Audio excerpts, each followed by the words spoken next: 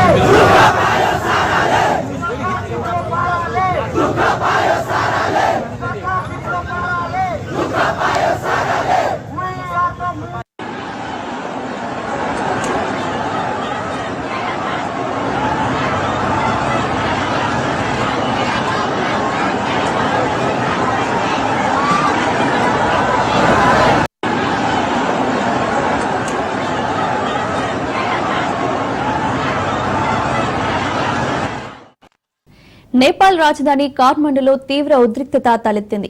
Parliament భవనాన్ని ముట్టడించింది యువత. Parliament భవనంపైకి ఎక్కారు నిరసనకారులు. నేపాల్ ప్రభుత్వానికి వ్యతిరేకంగా ఆందోళనకు దిగారు.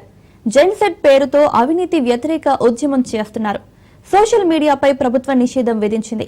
ఫేస్బుక్, వాట్సాప్, ఇన్స్టాతో పాటు మొత్తం 20 యాప్లను నేపాల్ సర్కార్ బ్యాన్ చేసింది. ప్రభుత్వం తీరుపై జర్నలిస్టు సంఘాలు సైతం ఆగ్రహం వ్యక్తం చేస్తున్నాయి. నేపాల్ వ్యాప్తంగా రోడ్లపైకి వచ్చింది యువత. నేపాల్లోని 10 నగరాల్లో ఆందోళనలు మిన్నంటాయి.